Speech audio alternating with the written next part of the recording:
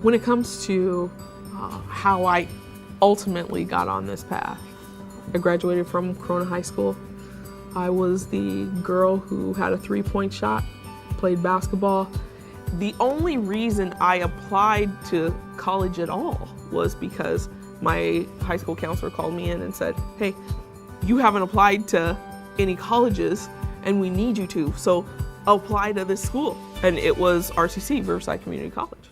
It was there that I took an anatomy and physiology class. And I met Dr. John Rosario, and he is the gentleman who really I would call my favorite teacher, who changed my life in a couple ways. I was told, don't take that class. This professor is crazy. I said, what do you mean by crazy? He's hard. He's the hardest professor on this campus, and that class is the hardest class on this campus. And I was like, awesome, I want to try.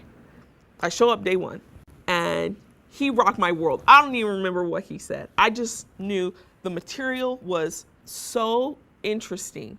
It sucked me in. So I took a couple tests, got those grades back. Did I get an A? Yes, got an A, move on to the next thing. And he was about to let us out on break one day, and he says, Auld, where's Auld? And I was like, oh my God. And my group was like, what's going on? What'd you do? And I was like, I don't know what I did. And I looked, and he goes, see me outside. And I was like, what? Right? So I'm freaked out. I walk outside, and he turns to me outside, and it's just us. He goes, so let me tell you where I'm coming from. Okay. I teach anatomy and physiology. I have future nurses and doctors in this class. Okay. And anybody who's got an A or B in my class, I know them.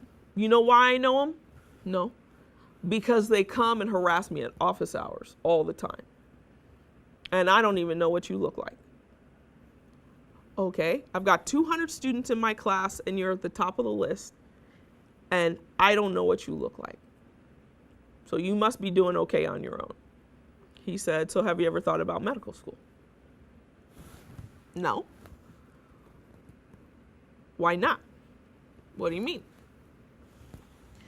You're telling me you're shooting for being an athletic trainer. Why won't you consider being an orthopedic surgeon? It's two ends of the same continuum. He saw the potential for redirection in a way that would benefit me. I came home that night, and that was the night I said to my parents, I'm gonna go to medical school. I invited him to my medical school graduation party, and he couldn't make it. But the day of, I was out celebrating with family and friends and stuff. And my mom called me in. She said, hey, there's somebody on the phone for you. And so I was just thinking, okay, maybe this is a friend who's not gonna make it or whatever. And I picked up the phone. And I said, hello. And he said, I want to speak to the doctor. And I really feel like in that moment, we were colleagues. And that was a long road, but it was amazing to get there.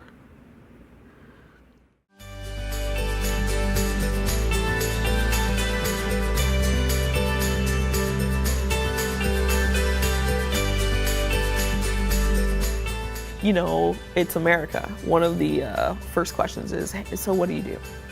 And I say, I'm a teacher. And they say, oh, I'm sorry. Heaven forbid I tell them I'm a doctor who left medicine to teach. Oh, I get that. I hear there are societies that prioritize teaching as one of the best things that an individual can commit to. And I don't think we have that in this country. We can always change that.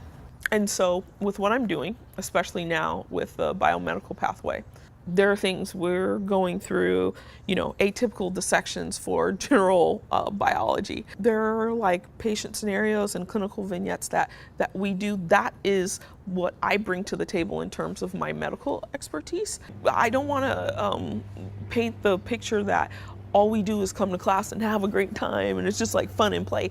It's not. I put my foot in their rear, and some kids really respond to that, and other kids walk in like, you know what, lady, I've about had it with you. Like, it's February and I'm done with this class. And for those students, my form of practice in teaching, I hope there's longevity in those lessons, that it's not just about what we're learning in biology, but that relentlessness with effort that you have to work, that might not kick in for them for 10 years. And my hope is just that at some point it kicks in.